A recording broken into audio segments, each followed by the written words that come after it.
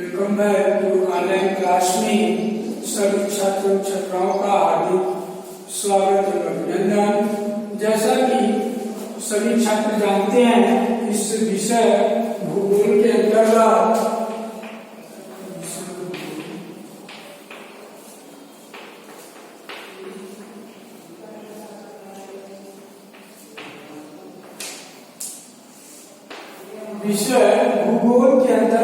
हम पढ़ा रहे थे विश्व जनसंख्या वितरण घनत्व और वृद्धि, जिसके अंतर्गत आप पढ़ चुके हैं जनसंख्या वितरण घनत्व और वृद्धि। इन सब के बाद हम पिछले क्लास में लिए थे जनसंख्या प्रवास, उसमें कुछ पॉइंट छूटे हुए थे।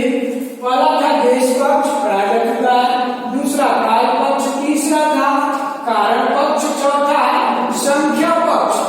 ये संख्या पक्ष क्या है, इसके बारे में कहा जाता है कि बाहरी प्रवास का तात्पर्य कि कोई भी नागरिक हो जो अपने देश को छोड़कर किसी दूसरे देशों में जो जाकर बसते हैं, तो वही है कि बाहरी प्रवास या किसी क्षेत्र में आवास करने वाले व्यक्तियों की जो संख्या कितनी है, कहने का तात्पर्य कि अपने देश को छोड़कर किसी दूसरे देश में जाकर बसने वालों की जो संख्या है, उस संख्या का हम अनुमान कैसे लगा सकते हैं, उसको हम संख्या पक्ष के अंतर्गत रखते हैं, जिसमें पहला आता है बृहद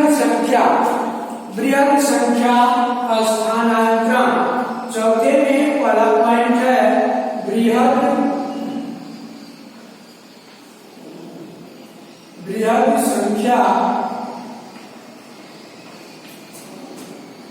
संख्या हस्तांतरण।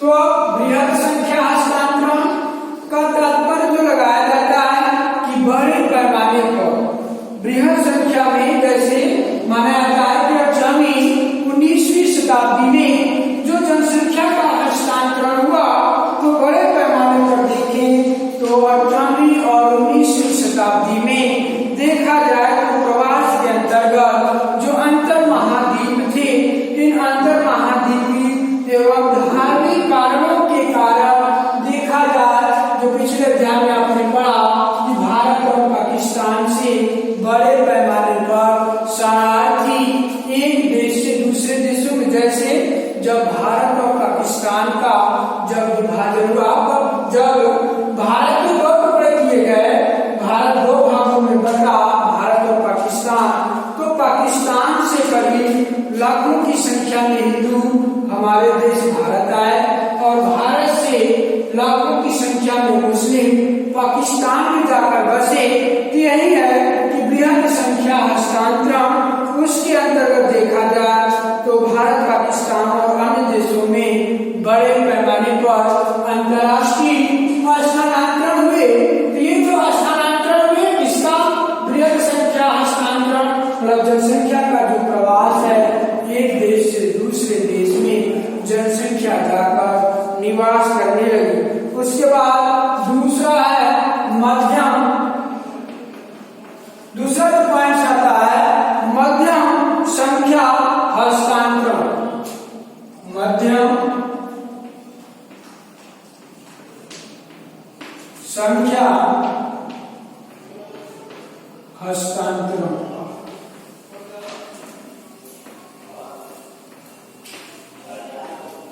तो मध्यम संख्या हस्तांतरण, अब इसके अंतर्गत देखा जाए तो बड़े पैमाने पर जो माना जाता है कि धार्मिक कारणों के कारण, देखिए तो भारत, पाकिस्तान और अन्य देशों में जो धार्मिक स्थानांतरण हुए हैं, इन देशों की जो संख्याएं मानी जाती हैं कि धार्मिक कारणों के कारण जो भारत और पाकिस्तान के नागरिक या जनसंख्या एक स्थान से दूसरे स्थान पर प्रवास करने के लिए गए, तो इसको भी मध्यम संख्या हस्तांतरण के अंतर्गत रखा गया। तीसरा है अल्पसंख्या हस्तांतरण। तीसरा है अल्पसंख्या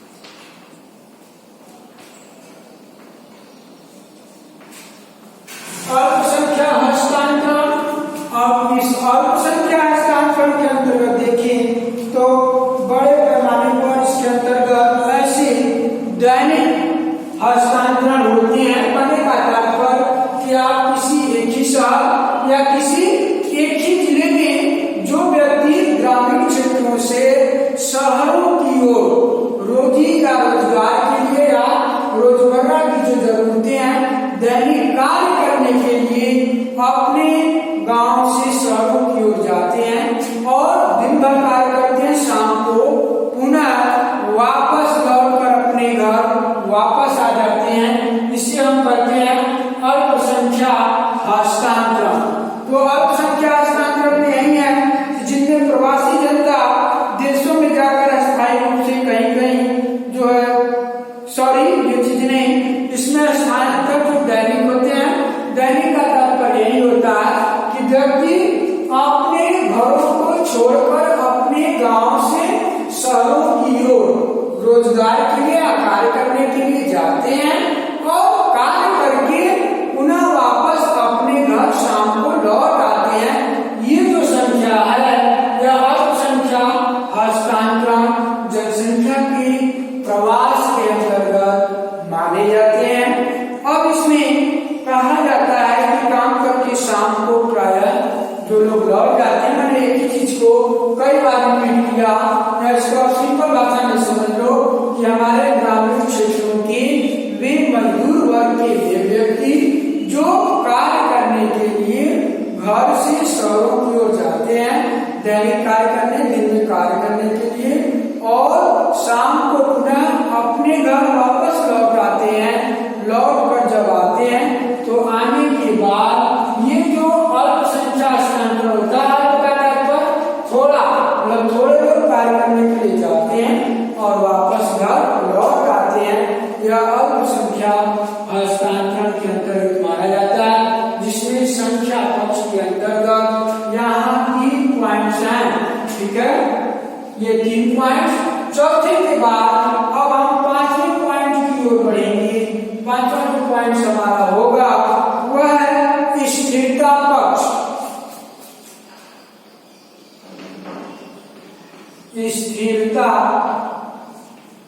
स्थिरता पक्ष। अब इस स्थिरता पक्ष के अंतर्गत देखें तो क्या चीजें हैं। स्थिरता का तात्पर्य जिनमें प्रवासी जनता नए देशों में जाकर अस्थायी रूप से बस जाते हैं। अस्थायी रूप से बसने का तात्पर्य कि अपने देश को छोड़कर हम अन्य किसी दूसरे देशों में जाकर बसते हैं। उदाहरण के लिए जैसे भारत से कुछ नागरिक ब्रिटेन, फ्रांस, अमेरिका, जापान, रूस, इन सब देशों में जो लोग जाते हैं इसको कहते हैं हम स्थिरता पक्ष। कहने का तात्पर्य कि वे अपने देश को छोड़कर किसी दूसरे देश में जाकर बस जाते हैं और वहां पे स्थिर रहते हैं, मतलब अस्थायी रूप से वहां निवास करने लगते हैं। इसको हम बोलते हैं स्थिरता पक्ष।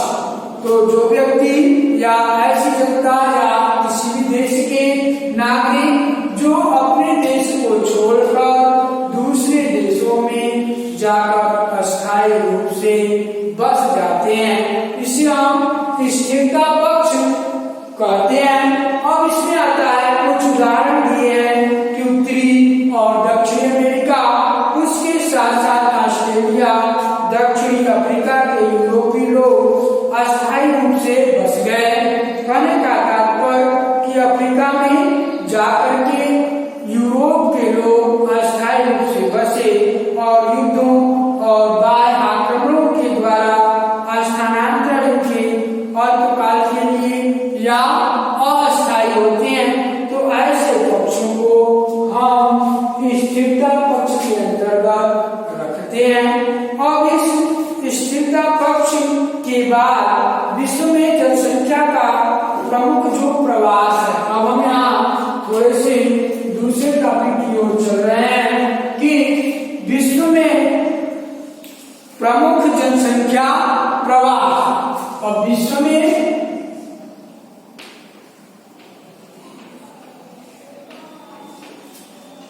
में प्रमुख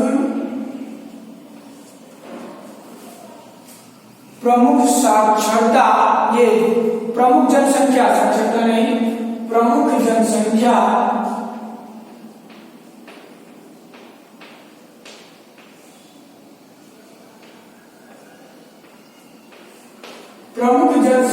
प्रवास।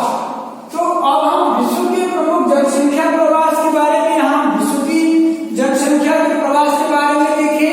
इसमें 2 पॉइंट्स आते हैं, थोड़ा सा देखने पहले कि विश्व के जो प्रमुख प्रवास हैं उन प्रवासों के अंतर्गत देखा जाए तो इनको अध्ययन की सुविधा के अनुसार इनको हम 2 भागों में बांटते हैं। और वो 2 भाग कौन से हैं? पहला है पूर्व ऐतिहासिक प्रवास, पहला नंबर 1 पूर्व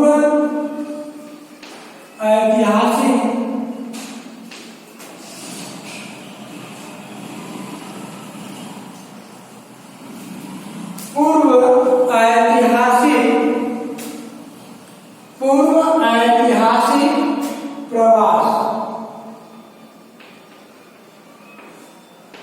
तो पूर्व ऐतिहासिक प्रवास, अब इसके अंदर पूर्व ऐतिहासिक प्रवास को हम देखें तो करीब करीब 1500 ईस्वी से पहले, अब यहाँ इतिहास की बातें आ जा रही हैं, 1500 ईस्वी सन के पहले जो भी जनसंख्या का प्रवास हुआ है वे इनको हम प्राथमिक समूह के अंतर्गत रखा जाता है या इन्हें प्राथमिक समूह कहा जाता है, जिसमें आदिम जनसंख्या और आदिम प्रजातियां अपने उद्गम स्थान, उद्गम का तात्पर्य अपने जन्म स्थान से बाहर भाग की ओर प्रवासित हुई, मतलब अपने जन्म स्थान को छोड़कर ये किसी दूसरे या अपने ही देश में दूसरी जगह जाकर बसना प्रारंभ किए।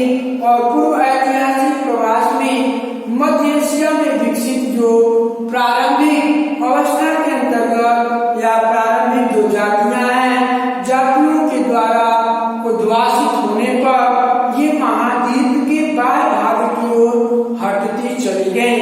तो पूर्व ऐतिहासिक प्रयास में हम देखेंगे कि मध्य एशिया में जो प्रारंभिक जो जातियां थी वे अपने बुद्धि विकास में इस एक ही महाद्वीप से या मध्य एशिया महाद्वीप को छोड़कर वहां के लोग दूसरे महाद्वीपों में जाकर बसना प्रारंभ कर दिए। तो इसको हम विश्व के प्रमुख जनसंख्या प्रवासों में इसे हम पूर्व ऐतिहासिक प्रवास के अंतर्गत रखते हैं। ये पहला हुआ। दूसरा है आधुनिक प्रवास। दूसरा जो पॉइंट है वह है आधुनिक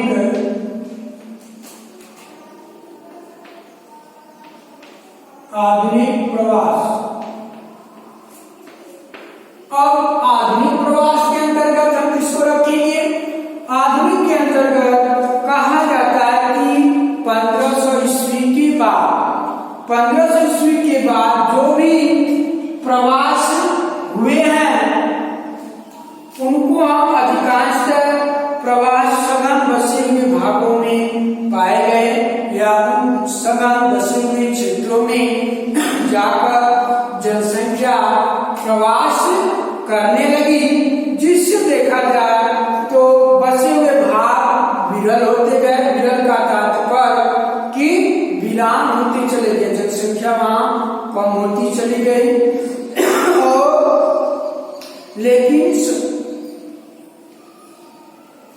1500 ईसा पूर्व के बाद देखा जाए तो जो भी प्रवास हुए उनमें अधिकांश जो प्रवास सघन बसे हुए भागों में हुए और वे विरल लेकिन संपन्न क्षेत्रों में हुए, जिसमें देखा जाए तो उनको हम निम्नलिखित प्रमुख भागों में उनको हम बांटते हैं। तो आधुनिक प्रवास में हम 4 भागों में बांटा गया है, जिसमें पहला पॉइंट आता है नंबर 1 है कि यूरोपवासियों का यूएसए तथा कनाडा को प्रवास। यूरोपवासियों का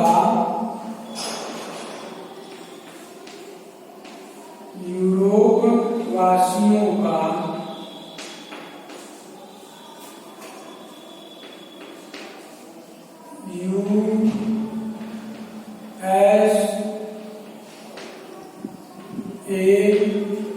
यूएसए तथा कनाडा, यूएसए तथा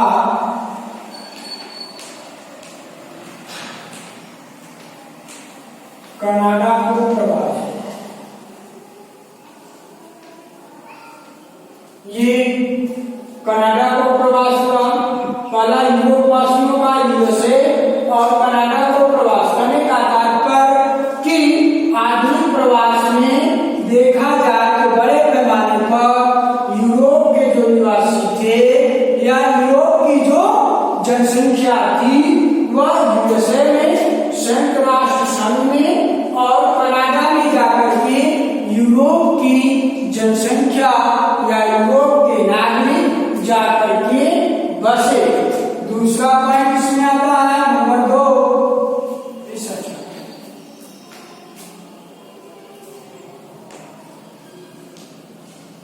नंबर 2 है कि यूरोप वासियों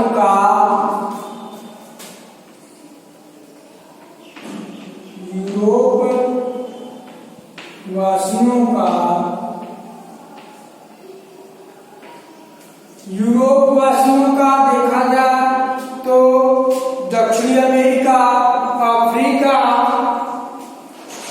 दक्षिणी अमेरिका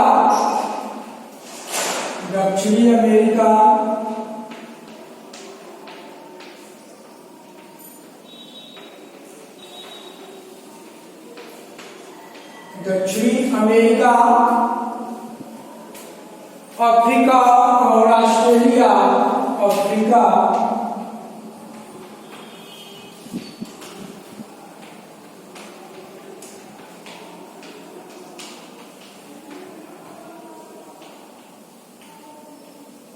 और ऑस्ट्रेलिया, ठीक, अफ्रीका और ऑस्ट्रेलिया को प्रवास।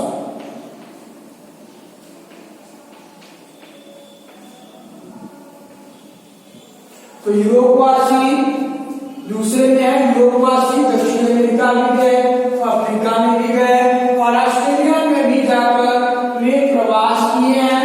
तीसरा पॉइंट इसमें आता है, तीसरा है कि एशियाई देशों में प्रवास।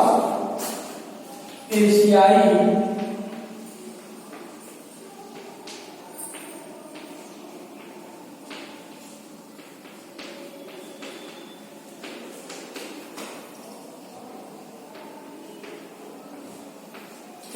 देशों में प्रवास। तो एशिया में भी, एशिया महाद्वीप में बहुत से देश हैं, करीब माना जाए तो 41 देश हैं, लेकिन एशिया महाद्वीप में भी देखा जाए तो कुछ देशों के नागरिक इस देश से उस देश या कहें कि जैसे भारत से पाकिस्तान या पाकिस्तान से कुछ अफगानिस्तान गए होंगे, कुछ कजाकिस्तान गए होंगे।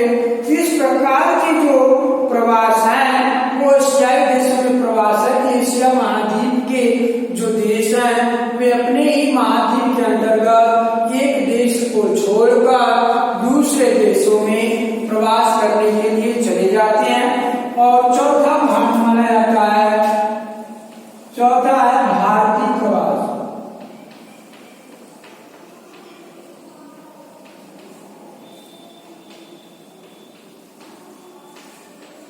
तो भारतीय जो प्रवास है,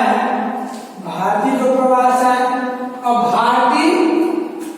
भारतीय जनसंख्या या भारत के लोग, ये लोग भी बड़े पैमाने पर अपने देश को छोड़कर 15वीं-16वीं शताब्दी के बाद देखा जाए तो भारतीय जनसंख्या बड़े पैमाने पर अपने देश को छोड़कर दूसरे देशों में जाती जनसंख्या बसने लगी। जैसे उदाहरण के तौर पर हमारे देश की जनसंख्या बड़े पैमाने पर भारतीय अमेरिका में, फ्रांस में, भूटान में, नेपाल में, उसके साथ साथ इंग्लैंड में, अफ्रीका में, रूस में, फ्रांस में, जर्मनी में, इटली में, ऐसे बहुत से देश हैं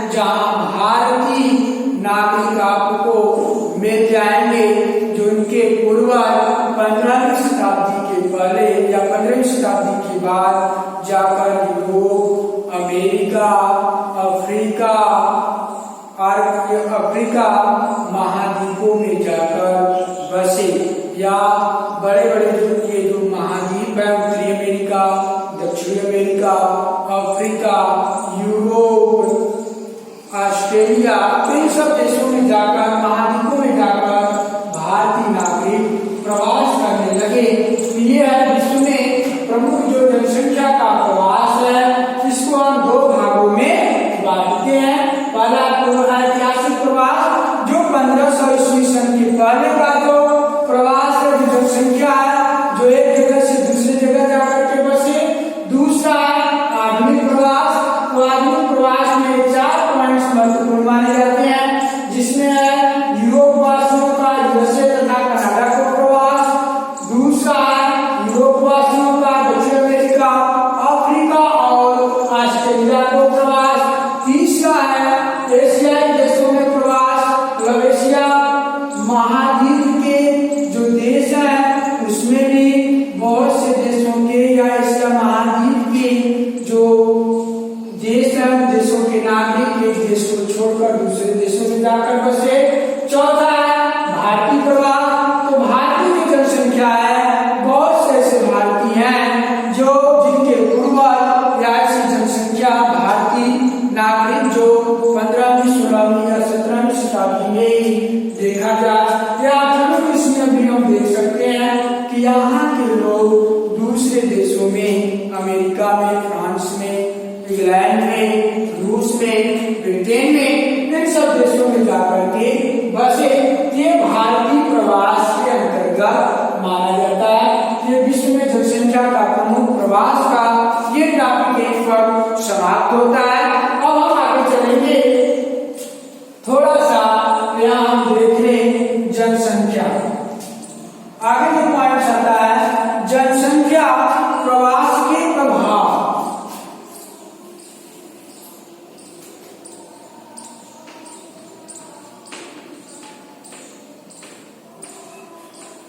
जनसंख्या प्रवास के प्रभाव। जनसंख्या प्रवास के जो प्रभाव हैं, इफेक्ट देखा जाए तो इफेक्ट ऑफ पॉपुलेशन इमिग्रेशन आता है। तो जनसंख्या प्रवास के जो प्रभाव हैं, अब इस प्रभाव के बारे में भी हम थोड़ा देख कर देखें। कहा जाता है कि जनसंख्या के एक पक्ष से दूसरे पक्ष में, या एक स्थान से जनसंख्या का दूसरे स्थान पर स्थानांतरित होने या दूसरी जगह प्रवास करने से दोनों ही तथ्यों पर प्रभाव पड़ता है। दोनों ही तथ्यों पर प्रभाव पड़ता है का तात्पर्य कि जो जनसंख्या एक स्थान को छोड़ रही है और दूसरे स्थान पर बस रही है, तो ये दोनों स्थान में एक जहां से जनसंख्या दूसरी जगह जाकर अपने जन्म स्थान को छोड़कर किसी अन्य दूसरे स्थान पर बस रही है, इसमें यही दोनों पक्ष आते हैं।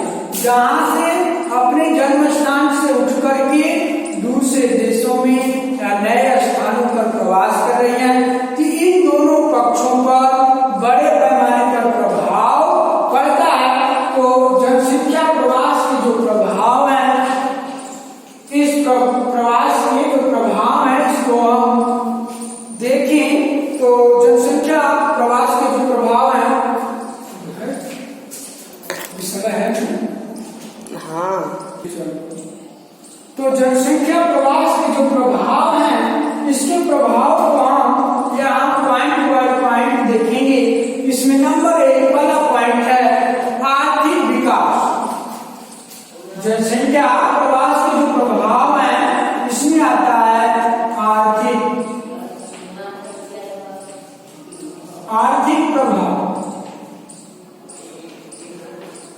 अब आप सोचेंगे कि आर्थिक प्रभाव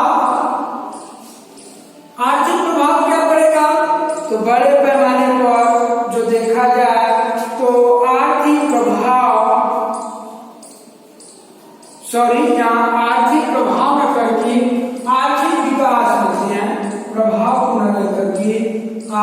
विकास। आगे के पॉइंट में प्रभाव रहेगा, लेकिन यहाँ आर्थिक विकास। आर्थिक विकास किस प्रकार होता है? तो कहा जाता है कि नए क्षेत्रों में जो प्रवासी जनसंख्या है या प्रवासी जो मानव है, वहां के नागरिक प्राकृतिक संसाधनों का भरपूर उपयोग करके देखा जाए तो वहां के आर्थिक संसाधनों में या आर्थिक क्षेत्रों में एक बड़ा परिवर्तन ला देती है, जिससे उस क्षेत्र का बड़े पैमाने पर आर्थिक डेवलपमेंट हो जाता है या आर्थिक विकास होता है। अब किस प्रकार होता है? इसमें आता है कि यूरोपीय लोगों ने देखा जाए तो यूएसए और कनाडा, दक्षिण अमेरिका, ऑस्ट्रेलिया आदि देशों में जाकर के ये लोग वैज्ञानिक और तकनीकी प्रगति देने के लिए देखा जाए इन्होंने इन क्षेत्रों में बड़े पैमाने पर आर्थिक विकास किया। तो जनसंख्या प्रवास का जो प्रभाव होता है, पहला इसमें पॉइंट आता है आर्थिक विकास। तो जो जनसंख्या यूरोप से यूएसए, कनाडा प्रवास की, तो ये सब जो नागरिक दूसरे देशों में जाते हैं तो वहाँ के जो आर्थिक संसाधन है, उन आर्थिक संसाधनों का बड़े पैमाने पर उपभोग करके उस क्षेत्र का आर्थिक डेवलपमेंट या आर्थिक विकास कर देते हैं। तो पहला है आर्थिक विकास, दूसरा है जनसंख्या के घनत्व में परिवर्तन। जनसंख्या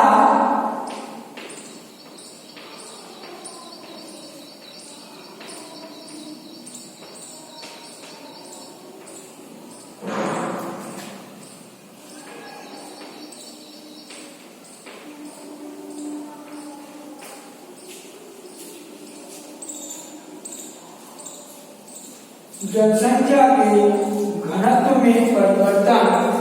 तो जनसंख्या के घनत्व में परिवर्तन कैसे होगा?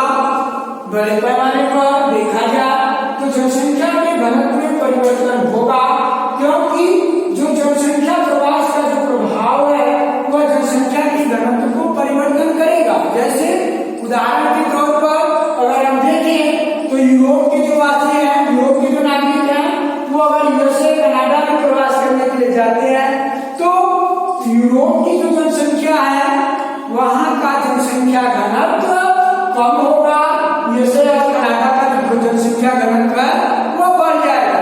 इसको आप ऐसे भी समझ सकते हो, उदाहरण के लिए कि अगर भारत के नागरिक हैं, अगर भारत की जनसंख्या जाकर के चीन और जापान में बसने लगे तो जो भारत का जनसंख्या घनत्व है वह कम होगा, चीन और जापान का जो जनसंख्या घनत्व है वह अधिक होगा। इसके पॉइंट का बस इतना ही मतलब है कि जनसंख्या के घनत्व में परिवर्तन तो परिवर्तन नहीं होगा कि जनसंख्या का घनत्व जहां से जनसंख्या जिस स्थान को छोड़कर अन्य दूसरे स्थान पर जाएगी तो एक जगह जनसंख्या का घनत्व विरल होता जाएगा, मतलब जनसंख्या वहां नगण्य होगी, जनसंख्या का घनत्व कम होगा, और जहां प्रवास करेगी जनसंख्या वहां का जो जनसंख्या घनत्व है वह अधिक बढ़ जाएगा। एक जगह जनसंख्या का घनत्व घटेगा और एक जगह का जनसंख्या घनत्व बढ़ेगा। कहने का तात्पर्य कि जो जनसंख्या जहां अपने जन्म स्थान को छोड़ रही है वहां का जनसंख्या घनत्व कम होगा, और जहां जाके जनसंख्या प्रवास कर रही है वहां का जो जनसंख्या घनत्व है वह बढ़ेगा। इसलिए इस पॉइंट को रखा गया कि जनसंख्या के घनत्व में परिवर्तन। ये परिवर्तन अपने आप होगा, जैसे माना जाता है कि जहां से स्थानांतरण, कहने का तात्पर्य कि जहां से जनसंख्या स्थानांतरित होता है वहां जनसंख्या कम हो जाती है। कहने का तात्पर्य कि जहां से जनसंख्या अपने मूल जन्म स्थान को छोड़कर अन्य दूसरे स्थान पर जा रही है तो उसके जन्म स्थान का जो जनसंख्या घनत्व है वह कम होगा, और देखा जाए तो साथ ही वहां का जो जनसंख्या घनत्व है वह भी कम होगा, और वही जनसंख्या जहां जाकर बसेगी तो वहां का जनसंख्या घनत्व बढ़ने लगेगा। It is clear? तो वहां का जनसंख्या जो घनत्व है वह बड़े पैमाने पर बढ़ने लगेगा, और वहां की जनसंख्या संख्या पर बोझ भी पड़ेगा, जिससे अफ्रीकी देशों और श्रीलंका के प्रवासियों को देखा जाए तो वापस जाने के लिए भी कभी कभी बाध्य किया जाता है।